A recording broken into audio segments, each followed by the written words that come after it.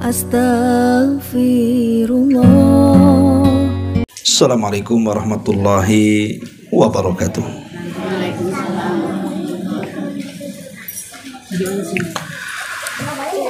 Alhamdulillah, wassalatu wassalamu ala rasulillah wa ala alihi wa sahbihi wa mawalah wa la hawla wa la quwata illa billahi wa ba'du. Alhamdulillah, segala puja dan puji hanya milik Allah subhanahu wa ta'ala. Salawat dan juga salam kita hadiahkan kepada Rasul kita Nabi besar Muhammad sallallahu alaihi wa ala alihi wasallam. Kita lanjutkan kajian kita, masih membahas kitab Al-Jami dari kitab Bulughul Maram, dan kita masuk pada hadis yang berikutnya dari bab Az-Zuhdu wal Wara, bab yang bicara tentang zuhud dan juga wara. Nabi SAW bersabda di sini, kullu bani Adam khatta'un wa khairul khatta'ina tawwabun. Setiap anak Adam itu melakukan kesalahan,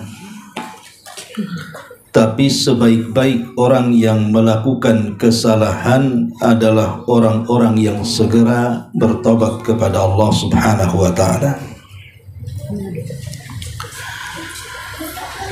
Kalimat khatta'un menggunakan tasdid itu berbeda dengan kalimat khata' tanpa tasdid. Kalau khata' saja artinya mungkin sekali dua kali melakukan kesalahan, boleh jadi dilakukan tanpa unsur kesengajaan. Tapi dalam hadis ini menggunakan tasdid khatta'un, artinya setiap anak Adam itu pasti akan banyak melakukan kesalahan. Jadi kesalahan yang dilakukannya itu bukan sekali dua kali, tapi terus-terusan. Dan boleh jadi kesalahan yang dilakukan terus-terusan itu ada unsur kesengajaan. Dan itulah tabiat manusia, kata para ulama. Manusia itu mulazimatun bil khata', akan senantiasa dihinggapi dengan kesalahan. Dan kesalahan bagi manusia itu bukan sesuatu yang aib, karena semua orang melakukan kesalahan. Tidak ada di dunia ini yang tidak melakukan kesalahan. Satu dunia orang pasti melakukan kesalahan. Tidak orang biasa, tidak para nabinya. Makanya Nabi Adam alaihi salatu wassalam juga melakukan kesalahan. Ketika Allah subhanahu wa ta'ala mengatakan jangan dekat-dekat pohon larangan dan jangan memakan buahnya. Padahal di sorga itu, buah-buahan di sorga itu tidak tahu berapa jumlahnya. Artinya kenikmatan di sorga itu lebih banyak dibandingkan yang dilarang kepada Adam, karena semua bisa dinikmati kecuali satu saja. Jadi semua buah-buahan di sorga silahkan makan, kecuali satu saja jangan dimakan. Tetapi memang sesuatu yang dilarang itu biasanya menjadi penasaran. Contoh umpamanya ibu ngasih makan banyak, mungkin ada 100 lauk pauk di situ, satu pula jangan dimakan. Tuh pasti ibu-ibu yang makan di situ heran, kenapa yang satu ini tak boleh dimakan? Pasti pengen ditengok tuh, kenapa tak boleh dimakan? Lah itulah yang menjadikan Adam alaihi salatu wassalam akhirnya memakan buah larangan karena penasaran. Kenapa yang ini tak boleh dimakan? Makanya sesuatu yang dilarang itu membuat penasaran manusia. Ditambah-tambah memang setan memberikan was-was kepada Adam. Akhirnya dengan takdir Allah, Adam pun memakan buah larangan. Kalau sekelas Adam saja jatuh kepada kesalahan, dan dia seorang nabi, apalagi kita. Masalahnya Adam itu kan melakukan kesalahan satu kali, tapi dikeluarkan dari surga. Kita pula yang banyak melakukan kesalahan, berangan-angan pula ingin masuk surga. Nah, di sini Nabi SAW mengatakan bahwa setiap anak Adam itu pasti akan banyak melakukan kesalahan, dan pasti ada di antara kesalahan itu memang sengaja dilakukan. Tetapi orang yang terjerumus kepada kesalahan itu bukan aib, karena semua orang melakukan kesalahan. Yang aib itu adalah ketika anak Adam terjerumus kepada kesalahan, dia tidak segera bertobat kepada Allah Subhanahu wa taala. Lah aibnya di situ. Makanya hadisnya setelahnya Nabi mengatakan wa khairul khatta'ina tawwabun, dan sebaik-baik orang yang melakukan kesalahan itu segera bertobat. Dan kalimat tawwab juga diambil dari siyagul mubalaghah, kalimat yang berlebihan. Artinya tawwab itu orang yang banyak bertobat. Di satu sisi dia banyak melakukan kesalahan, di sisi lain dia banyak melakukan tobat, gitu maksudnya. Dan itulah sebaik-baik manusia. Ma'asyiral muslimat rahimakumullah. Di dalam sebuah hadis Nabi SAW pernah bersabda, menukilkan firman Allah Subhanahu wa taala.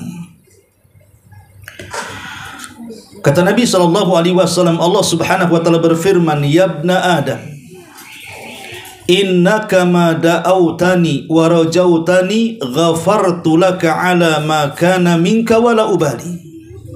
Wahai anak Adam, selama engkau berdoa kepadaku dan selama engkau kembali kepadaku, maka aku akan ampuni semua dosa-dosamu dan saya tidak akan peduli. Dari sini kita tahu bahwa sebanyak apapun dosa yang kita lakukan, sebesar apapun kesalahan yang kita kerjakan, kalau kita kembali kepada Allah untuk meminta tobatnya, maka Allah tidak peduli dengan kesalahan kita. Itulah baiknya Allah dengan kita. Makanya di antara salah satu nama dari nama-nama Allah itu Al-Ghafur. Ghafur itu artinya maha mengampuni dosa dan maha menutup dosa. Jadi Ghafur itu dua maknanya. Pertama, diampuni dosa-dosanya. Yang kedua, ditutup dosa-dosanya. Mungkin kita bisa memaafkan saudara kita yang melakukan kesalahan, kemudian minta maaf ya Bu, iya saya maafkan, tapi di belakang dibicarakan. Itulah kita. Tadi si Anu datang minta maaf, dimaafkan nggak? Dimaafkan, tapi masih dongkol sedikit umpamanya. Jadi kita ini bisa dalam lisan kita memaafkan, tapi belum tentu menutup aib orang yang minta maaf. Tapi Allah Subhanahu wa taala selain memaafkan dosa-dosa kita, dia tutup juga tuh dosa-dosa kita itu dari manusia. Itulah baiknya Allah Subhanahu wa taala. Ma'asyiral muslimat rahimakumullah. Kita tahu bahwa kalimat tawwab itu diambil dari kalimat taba yatubu tauba. Artinya orang yang kembali kepada Allah, sama dengan raja'a yarji'u ruju'an. Orang yang kembali kepada Allah. Apa maksud kembali di sini? Maksudnya orang-orang yang melanggar perintah Allah Subhanahu wa taala, Mungkin dia terjerumus kepada ghibah, mungkin dia terjerumus kepada dusta, mungkin dia terjerumus kepada namimah, atau mungkin dia terjerumus kepada perbuatan zina, minum khamr, judi dan yang semacamnya. Kemudian dia merasa bahwa dia telah melanggar perintah dan juga sudah masuk pada larangan, maka dia segera kembali kepada Allah Subhanahu wa ta'ala. Itulah yang disebut dengan taubat secara bahasa. Orang yang kembali kepada Allah, kembali menjalankan perintah dan kembali menjauhi larangan. Itulah makna taubat. Tetapi secara istilah makna taubat itu, makna taubat itu bukan hanya kembali kepada Allah Subhanahu wa ta'ala, tetapi harus ada syarat-syarat yang dipenuhi dia.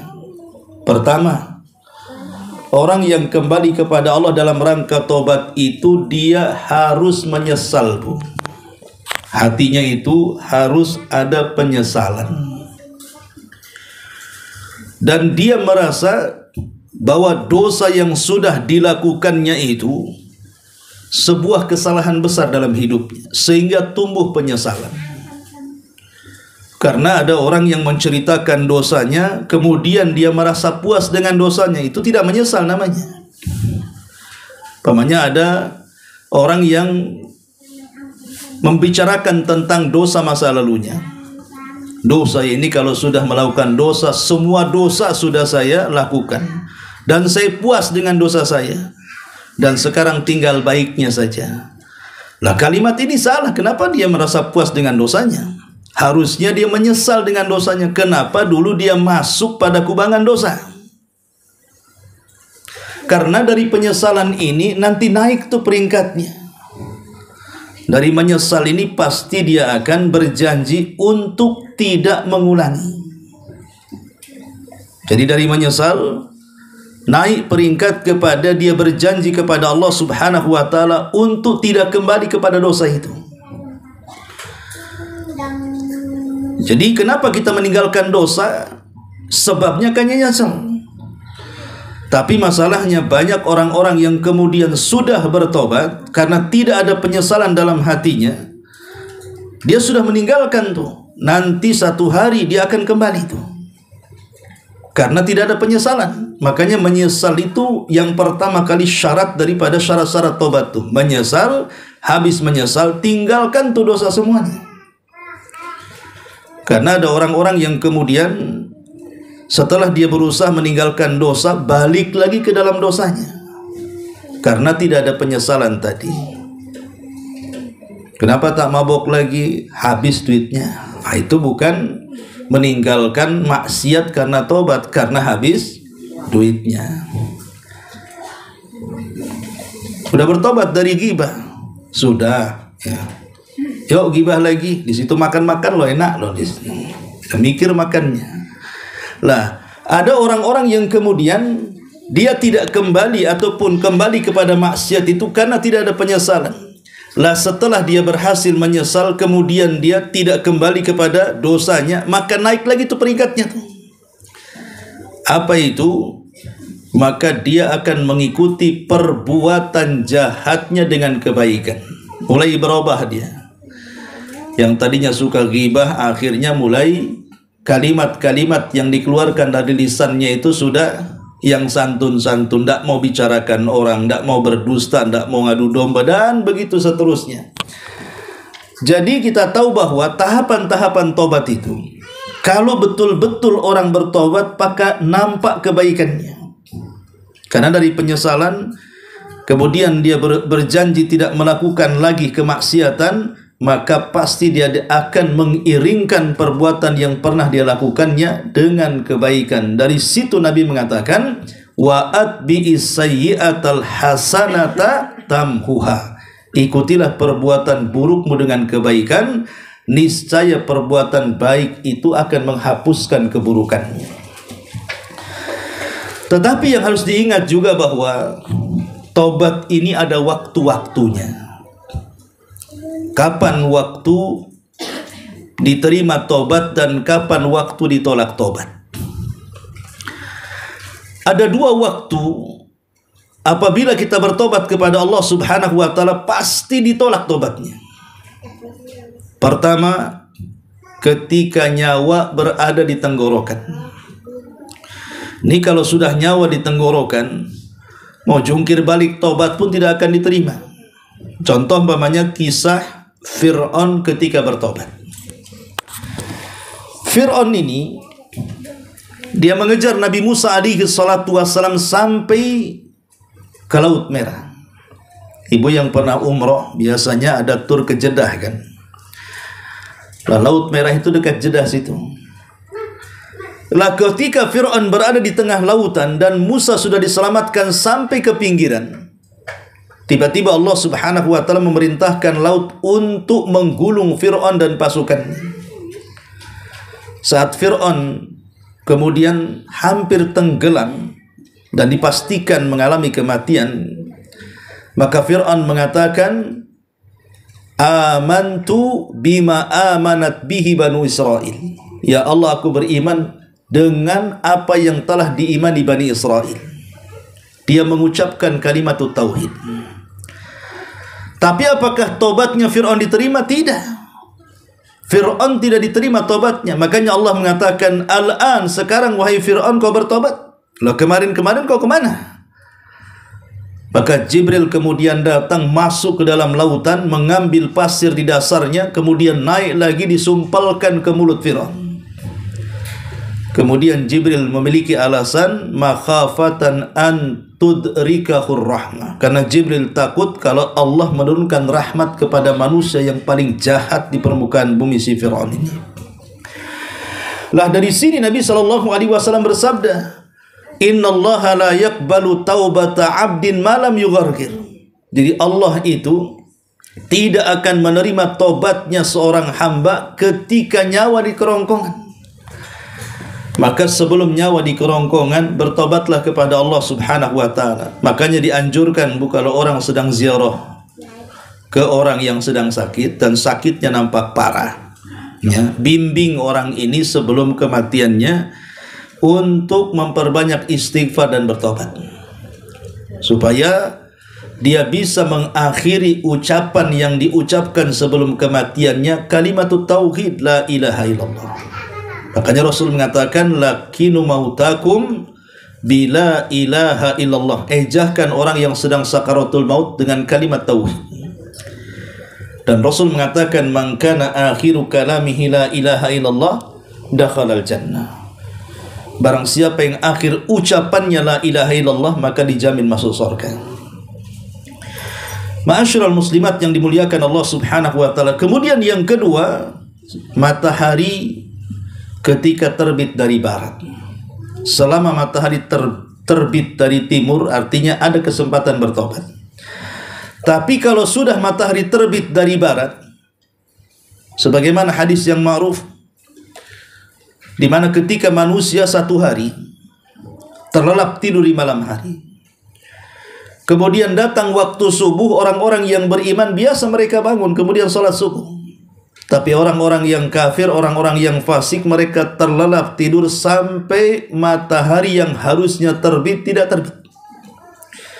Maka orang-orang menunggu sampai siang hari, tapi matahari pun tak kunjung terbit. Kemudian mereka menunggu sampai sore hari, matahari pun tak kunjung terbit.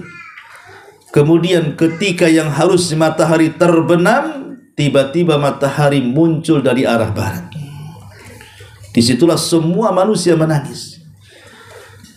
Bukan hanya orang-orang yang melakukan maksiat, bahkan orang-orang yang beriman pun ikut menangis. Tapi apa gunanya menangis? Karena tidak ada guna lagi setelah terbit matahari dari arah barat. Sekalipun ada orang yang menyembah berhala, dibuang berhalanya, percuma, tobatnya sudah tidak diterima. Tapi tabiat manusia, Bu, sudah tahu nih tobatnya tidak diterima ketika terbit matahari dari arah barat. Para ulama mengatakan bahwa terbitnya matahari dari arah barat itu hanya 3 hari saja.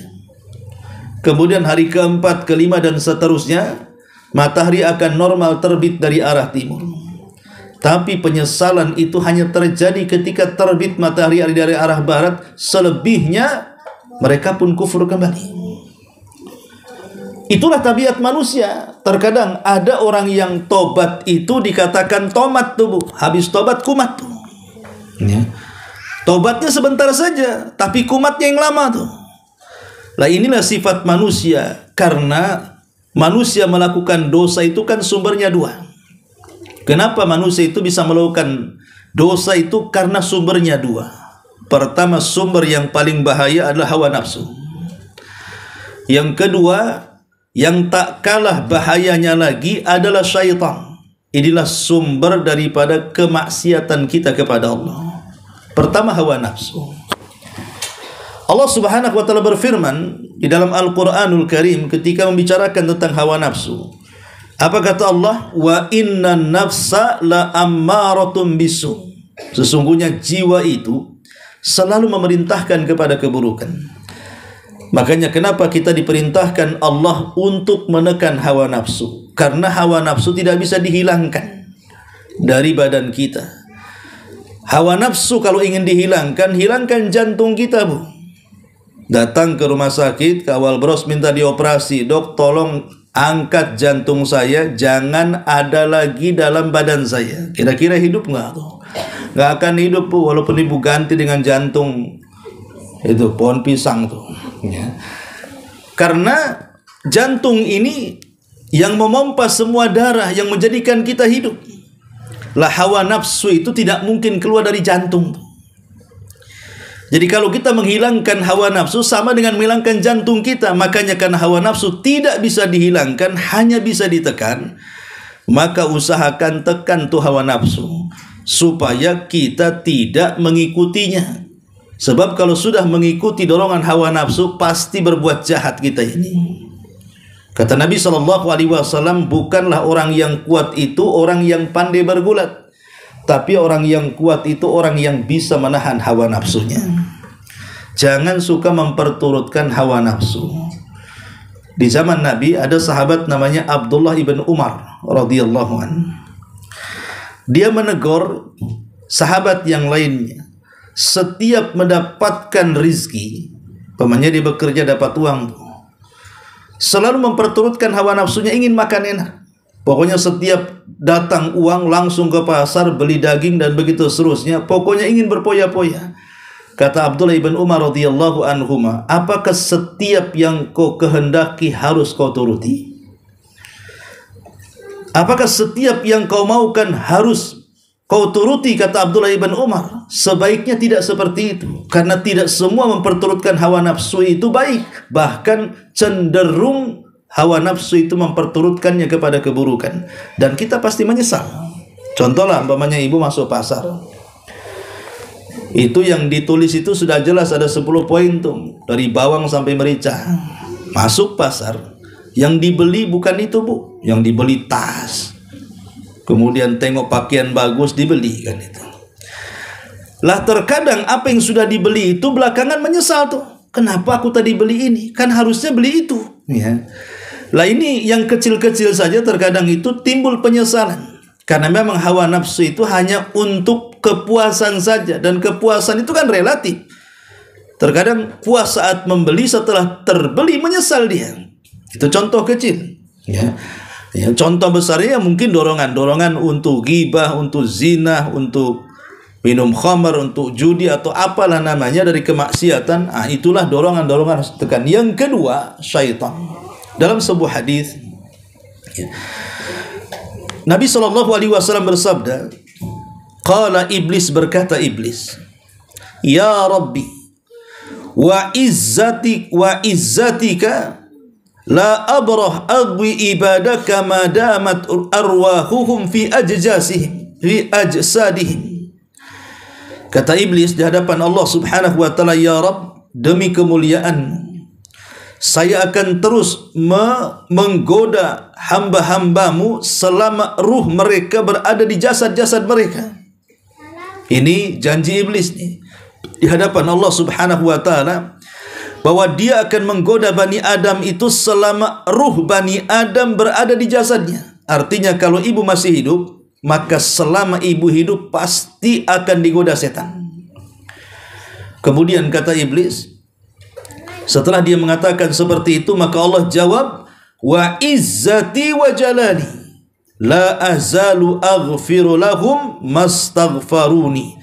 Maka Allah jawab ucapan iblis, demi kemuliaanku dan demi keagunganku, saya pun akan senantiasa mengampuni mereka selama mereka bertobat dan istighfar kepadaku.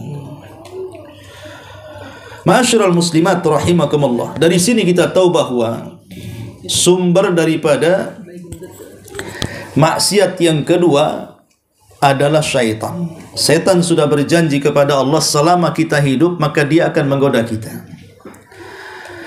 Bahkan setan mengatakan dalam sebuah hadis, ya, dia mengatakan, ahlaqtun nasa bidzunub.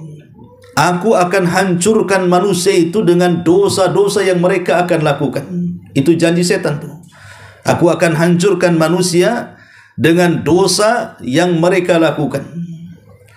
Tetapi kata iblis apa? Dia mengatakan fa ahlakuni bila ilaha illallah wal istighfar. Tapi aku dihancurkan oleh anak Adam dengan dua perkara. Apa itu? Dengan la ilaha illallah dan dengan istighfar. Jadi setan menghancurkan kita dengan dosa, sementara kita bisa menghancurkan setan dengan tauhid dan istighfar, Bu. Makanya kalau ibu ingin bertobat dan beristighfar kepada Allah Azza wa Jal, ambil istighfar itu yang diiringi dengan tauhid. Ambil kalimat-kalimat istighfar itu yang diiringi dengan tauhid. Seperti umpamanya Nabi SAW mengatakan, man qala astaghfirullah hal azim alladzi la ilaha illa huwal hayyul qayyum wa atubu ilaih. Kata Nabi SAW, siapa yang mengucapkan astaghfirullahal azim alladzi la ilaha illa huwal hayyul qayyum wa atubu ilaih, maka Allah Subhanahu wa taala akan ampuni dosa-dosanya walaupun dia lari dari peperangan. Lari dari peperangan itu hukumnya dosa besar. Tapi kalau dia beristighfar dengan lafaz ini, dengan lafaz astaghfirullahal azim, aku meminta ampun kepada Allah yang Maha Agung, alladzi la ilaha illahu, yang tidak ada sesembahan kecuali dia semata, al-hayyu al-qayyum, yang maha hidup lagi maha tegak berdiri sendiri, wa atubu ilai, dan aku bertobat kepadanya. Maka lafaz ini adalah sebaik-baik lafaz dalam istighfar, sama kandungannya dengan sayyidul istighfar. Apa sayyidul istighfar? Allahumma anta rabbi la ilaha illa anta khalaqtani wa ana abduka wa ana ala ahdika wa wa'dika mastata'tu a'udzubika min syarri ma sana' abu'u laka bi ni'matika alai wa abu'u bi dzambi faghfirli fa innahu la yaghfiru dzunuba illa anta. Lah, sayyidul istighfar ini dimulai dengan tauhid. Ya. Allahumma anta rabbi la ilaha illa anta. Lihat. Di sini Allah Subhanahu wa taala Rasul mengajarkan sayyidul istighfar, wahai Rabbku, Allahumma anta rabbi, engkau adalah zat yang tidak ada sesembahan yang berhak disembah kecuali Dia. Lihat, sayyidul istighfar dimulakan dengan apa? Dengan tauhid. Baru setelah itu di ujung doa sayyidul istighfar ini ada kalimat faghfirli fa innahu la yaghfiru dzunuba illa anta. Kemudian baru dia meminta ampun kepada Allah Subhanahu wa taala, dimulai dengan tauhid dan diakhiri dengan istighfar. Tapi kalau hadis yang pertama dimulai dengan istighfar dan diakhiri dengan taubat ataupun dengan tauhid kepada Allah dan bertobat kepada Allah Azza wa Jalla.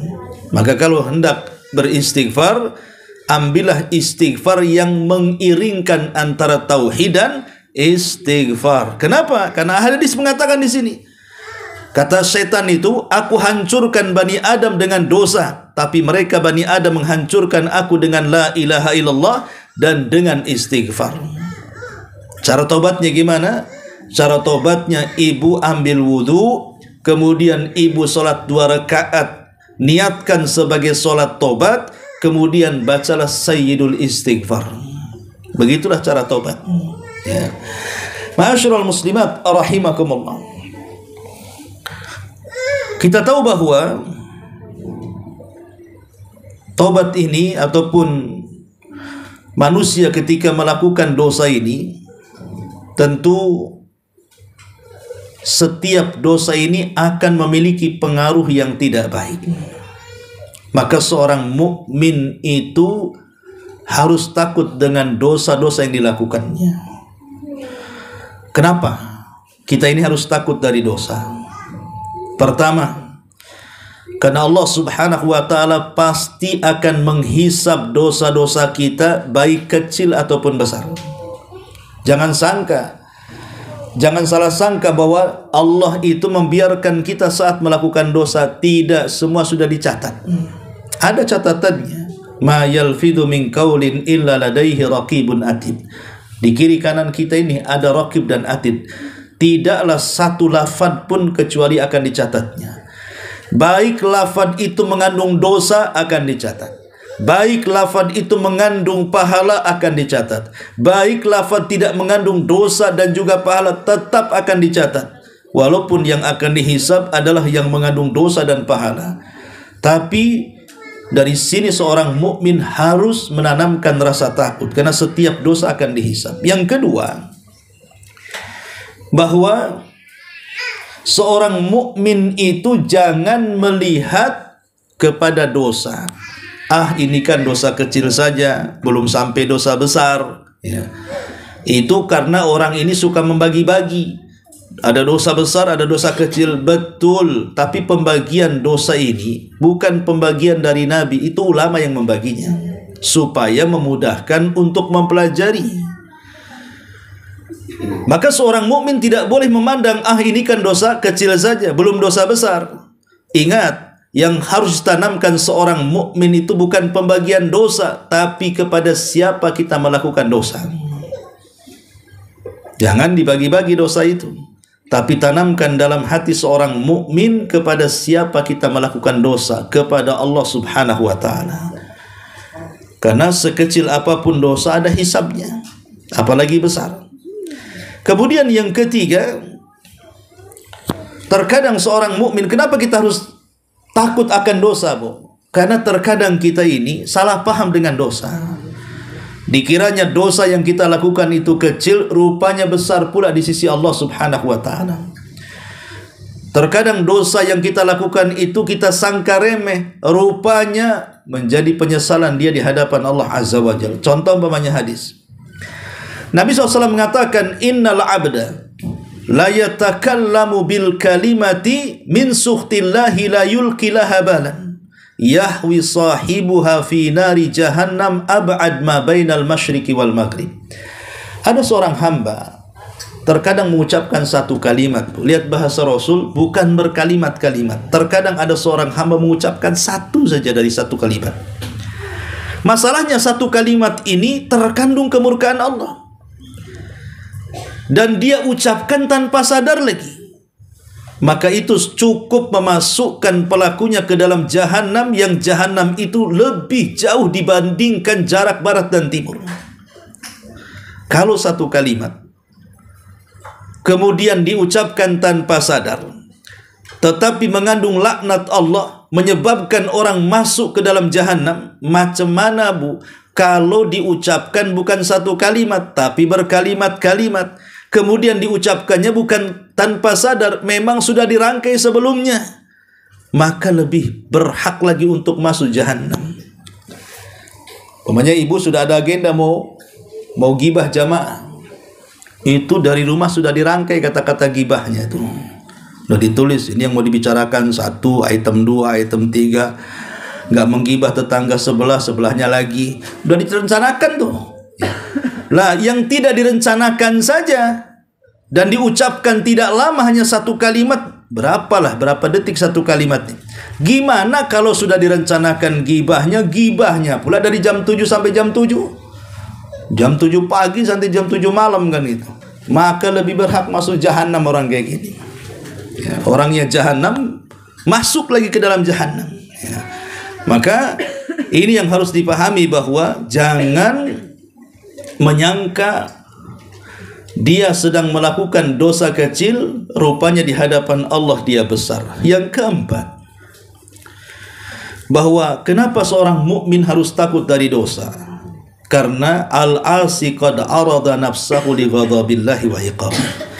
Karena sadar ataupun tidak, orang yang bermaksiat itu dia sedang menentang kepada murka dan juga azab Allah Subhanahu wa taala. Jadi orang yang sedang maksiat itu menghalalkan dirinya untuk diazab sebenarnya. Dia tidak sadar kalau orang yang sedang bermaksiat itu sedang diintai dengan azab Allah. Makanya harus takut. Ya. Coba, banyak orang yang kemudian tidak sadar kalau hari itu hari kematiannya. Umpamanya dia udah beli motor bagus. Ya namanya motor bagus ya segalanya serba bagus lah. Remnya bagus, semuanya bagus ya. Dan dia sudah mendapatkan SIM, artinya sudah teruji itu bahwa dia bukan orang yang baru belajar motor. Masuk dia ke jalan raya, dia sudah hati-hati, rambu-rambu pun sudah dia taati. Tapi yang namanya di jalan raya, Bu, kita yang tidak nabrak ditabrak orang. Itu masalahnya. Ya. Artinya kita tahu bahwa kematian kita ini tidak tahu. Kita sudah hati-hati di jalan, tidak akan nabrak orang. Rupanya orang pula yang tidak piawai dalam mengendarai, dia pula yang nabrak kita. Matilah kita di jalan raya itu. Lah sementara kita ini belum bertobat dari dosa-dosa yang kita lakukan. Lah itulah yang kita khawatirkan, kita mati sebelum bertobat kepada Allah Azza wa Jalla. Kemudian yang kelima, kata ulama, ya, qad yamutul abdu atau adz-dzunubu in kana saghiratan fa innaha tusabbibu zulmatan fil qalbi. Ingat bahwa sekecil apapun dosa yang kita lakukan, sekecil apapun dosa yang kita lakukan, tetap saja dosa itu akan membuahkan titik hitam di hati kita. Karena tidak ada dosa yang tidak ada pengaruhnya. Setiap dosa itu ada pengaruhnya, mau besar mau kecil. Lah minimalnya pengaruh itu akan meletakkan satu titik hitam di hati kita. Nih kalau kita terus melakukannya, maka setiap satu dosa ada satu titik hitam. Setiap satu dosa diletakkan pada titik hitam, sampai akhirnya hati ini dipenuhi dengan hitam. Kalau hati sudah dipenuhi dengan hitamnya dosa, Bu, maka Nabi mengibaratkan kalkuzi muzahiyah, seperti gelas yang dibalik, Bu. Gelas itu kalau posisinya begini, diisi air dari atas itu bisa penuh, Bu. Tapi kalau gelas itu dibalik, Bu, pantat gelas itu tidak ada lubangnya. Kalau diisi air yang nggak akan masuk ke dalam gelas, nggak ada lubangnya. Maknanya orang yang senantiasa bermaksiat kepada Allah sampai menghitamkan seluruh hatinya, maka maksiat nasihat apapun pasti mental, Bu. Karena tidak ada lubang untuk masuk ke dalam hatinya tuh. Hidayah Allah itu susah masuk biasanya. Kalau orang gemar maksiat itu susah, dinasihati yang tidak bisa, diberikan hidayah yang nolak. Nah, itu yang dikhawatirkan. Kenapa seorang mukmin terus takut dosa? Karena setiap dosa ada pengaruhnya, minimalnya meletakkan titik hitam di hati. Maka jauhi dosa. Ataupun yang selanjutnya, ihtiqarudz dzunub sababun liwuqu'i fil kabairi wa tahlikati. Atau dosa-dosa kecil yang kita lakukan, yang namanya dosa, Bu, mau kecil mau besar, anggaplah kecil. Kalau dilakukan hari-hari besar juga lah.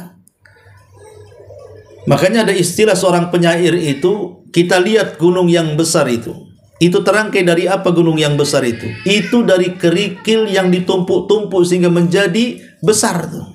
Kalau gunung itu kita hancurkan, ya isinya tanah dengan kerikil yang menumpuk-numpuk. Maka dosa juga sama tuh. Kalau dosa kecil terus dilakukan, lama-lama ya besar juga, numpuk juga tuh dosa tuh. Makanya kata Umar bin Khattab radhiyallahu an, la saghirata ma'al istimrar wala kabirata ma'al istighfar. Tidak ada dosa kecil kalau dilakukan terus-terusan pasti akan besar, dan tidak ada dosa besar kalau senantiasa digempur dengan istighfar. Kemudian juga, kenapa kita harus takut kepada dosa? Karena ihtiqarudz dzunub ya'uqu anit taubah. Orang yang meremehkan dosa, Orang yang menganggap enteng dosa itu biasanya akan terhalang dari tobat. Orang yang senang dengan dosanya, dia tidak peduli dengan dosanya, itu akan sulit terhalang dari tobat orang seperti ini. Dan kalaupun dinasihati, pasti lagunya nanti-nanti. Kapan lu tobat? Nanti. Ya. Kapan tobat? Nanti. Katanya habis haji tobat. Nanti haji kedua kali gitu. Sebelum haji kedua kali dah mati dia. Lah, ada orang yang kemudian meremehkan sebuah maksiat, akhirnya terhalang tobat sampai kematiannya. Na'udzubillah. Ya, maka jangan sampai meremehkan dosa sehingga terhalang dari tobat sampai mati kita tidak bertobat. Akhirnya kemudian menghancurkan kehidupannya. Kemudian juga, kenapa seorang mukmin itu harus takut dengan melakukan dosa? Karena qad yamutul abdu wa huwa ya'sillah. Ini yang ditakutkan, dikhawatirkan seperti yang saya katakan tadi, dia mati dia sedang melakukan maksiat. Dia mati dia sedang melakukan kemaksiatan kepada Allah Azza wa Jalla. Makanya dahulu ada seorang ulama namanya Bishr al-Hafi. Bishr al-Hafi rahimahullahu ta'ala. Bishr al-Hafi ini diberikan rizki oleh Allah sangat luas sekali. Jadi seorang pedagang besar, dan hidupnya hanya untuk hura-hura saja. Semasa mudanya itu memang dia terkenal pedagang sukses. Jadi kalau dia dapat keuntungan dari perniagaannya, dia belikan budak-budak perempuan, dia belikan minuman-minuman khamar, kemudian dia hanya berhura-hura saja sepanjang hayatnya. Bishr al-Hafi itu. Sampai satu hari datang seorang pengemis. Saat Bishr al-Hafi itu sedang melakukan pesta pora di rumahnya dengan biduan-biduan wanita, minum khamar, berzina dan yang semacamnya. Jadi datang pengemis ini ke rumah Bishr al-Hafi. Tapi karena Bishr al-Hafi sedang sibuk dengan biduan-biduan wanita dalam rumah yang mendatangi pembantunya. Kata pembantunya, "Wahai fulan, ada apa kau kemari?" Maka kata pengemis ini, "Saya ingin meminta sesuatu kepada Bishr al-Hafi. Dia kan orang kaya." Kata pembantunya, "Oh tidak bisa, Bishr bosku sedang berhura-hura di dalam, jangan ganggu dia." Maka kata pengemis ini, "Saya ingin tanya kepada kamu, Bishr ini siapa sebenarnya? Apakah dia orang merdeka ataukah dia budak?" Maka kata pembantunya, "Enak saja kau ngomong, dia bukan budak, dia orang merdeka." Maka kata pengemis, "Oh pantas saja dia orang merdeka. Rupanya dia merdeka segala-galanya. Merdeka dalam rangka melanggar perintah Allah. Merdeka dalam rangka untuk tidak melaksanakan perintah Allah. Merdeka untuk melakukan maksiat. Merdeka segalanya." Katakan kepada dia seperti itu. Tetapi kalau dia merasa budak hamba Allah, harusnya dia tidak melakukan seperti itu.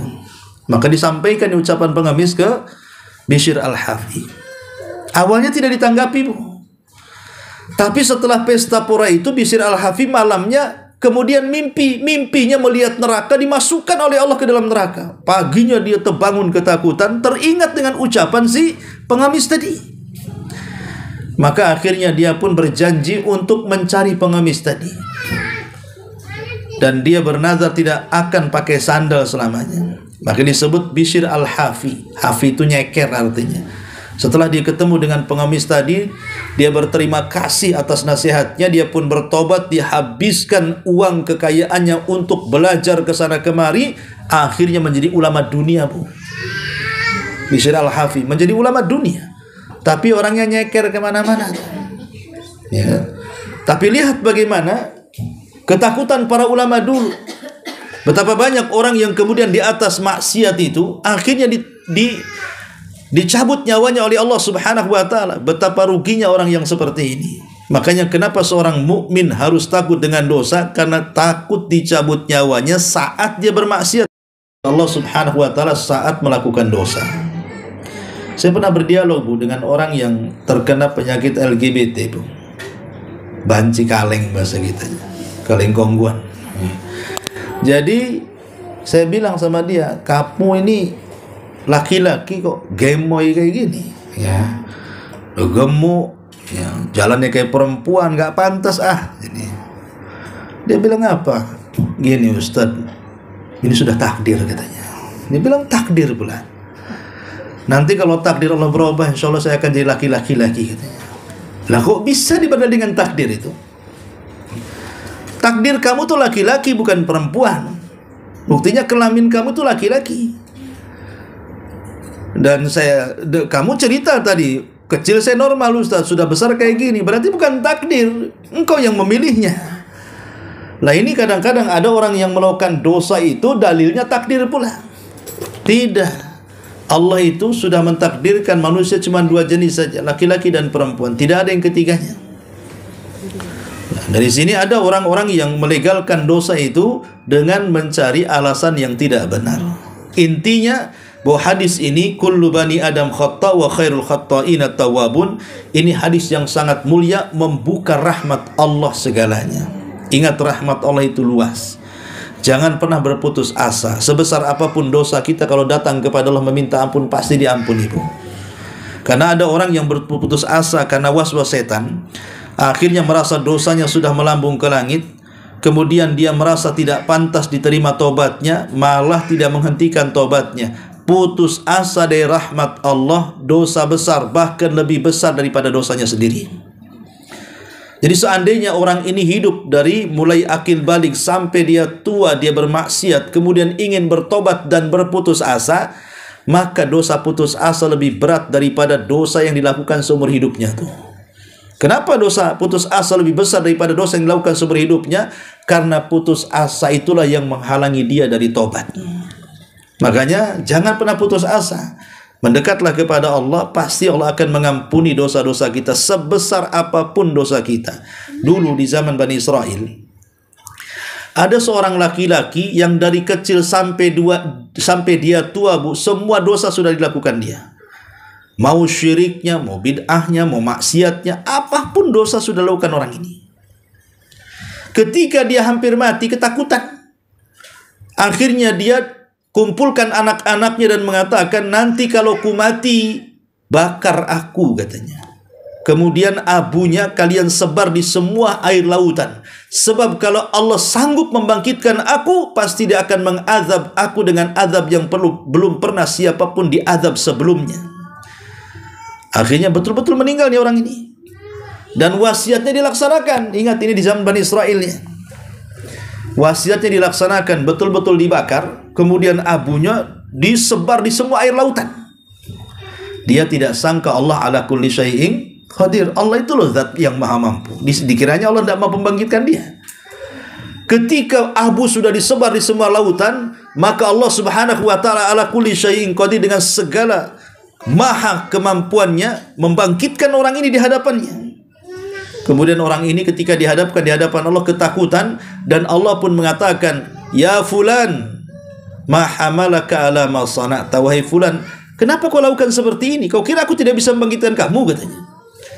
Maka orang ini mengatakan, tidak ya Rabb, aku hanya ketakutan yang bersangatan.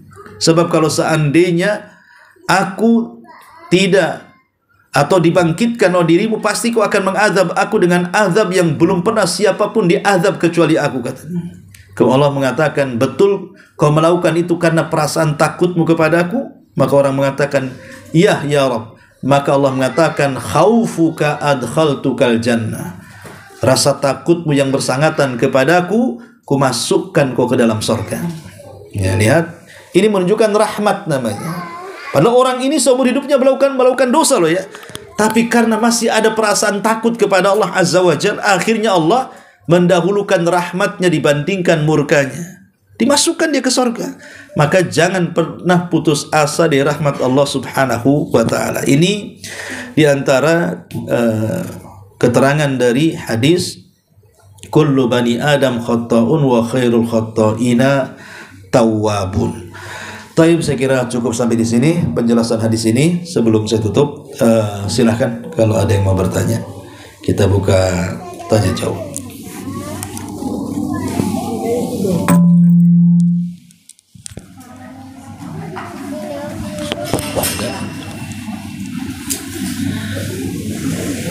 Kalau nggak ada, kita tutup. Mungkin ada acara lain di sini. Saya tidak mau ganggu. Ya. Mudah-mudahan ada manfaatnya. Subhanallah bihamdika. Asyhadu an la ilaha illa anta astaghfiruka wa atubu ilaik. Allahu ta'ala alam. Assalamualaikum warahmatullahi wabarakatuh.